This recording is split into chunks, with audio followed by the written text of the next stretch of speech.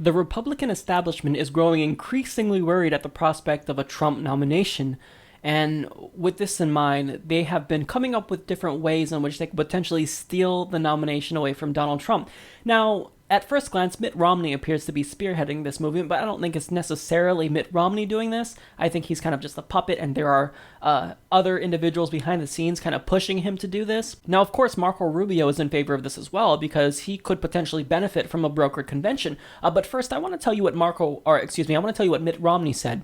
So first, he encouraged voters to pick anyone but Trump. He says, "Given the current delegate selection process, I would vote for Marco Rubio in Florida, for John Kasich in Ohio, and for Ted Cruz, or whichever one of the other two contenders has the best chance of beating Mr. Trump in a given state." Now, for the second part of their plan, Mitt Romney wants the Republican Party to steal the nomination away from Donald Trump at the convention. So Attention explains, then the election would be taken out of the hands of so-called pledged delegates, which are awarded to candidates throughout the primary process, and put into the hands of elected party representatives. In this scenario, these party reps would hand the nomination to Rubio, Cruz, or conceivably Romney himself.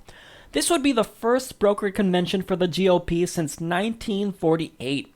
After weeks of speculation, Romney's plan represents the first tangible effort by Republicans to achieve a brokered convention in which a party's candidate is decided mostly by backroom dealing and horse trading, far removed from the democratic process. So this would be damaging not just to Donald Trump, but to the entire Republican Party as well.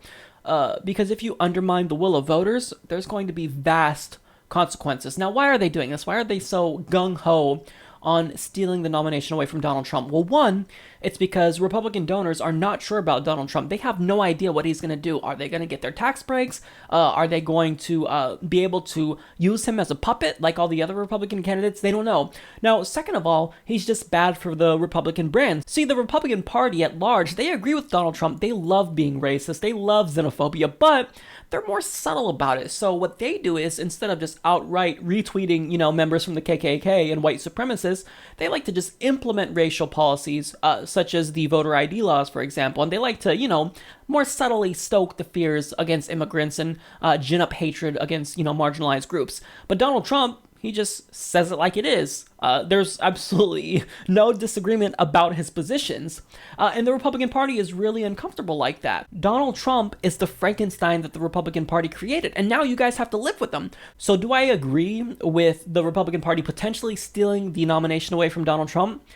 No, I don't. As much as I hate Donald Trump, I like democracy more than I hate Donald Trump. And you can't undermine the will of the people. It's just not democratic, especially if we only have two parties to choose from. You have to let voters decide, regardless if you agree or disagree with the candidate. If you don't like it, too bad. This is who voters want. Put up someone else who could beat Donald Trump. To undermine the will of voters would be akin to authoritarian regimes when they nullify election results. I mean, in Egypt, the military nullified the election results effectively when they jailed Morsi after a couple of months when he was elected. So you'd basically be doing the same thing. How does this make you any different? I mean, you wouldn't jail Donald Trump, obviously, but by stealing the election away from voters, how would you be any different from an authoritarian regime? Now, again, this whole argument is absurd because Donald Trump would basically be very similar to many authoritarian dictatorial leaders when he talks about, shutting down the press and, stripping away these libel laws so that way he can sue the press when they talk shit about him. But again, I mean, are we a democracy or are we not? You can't undermine the will of the voters.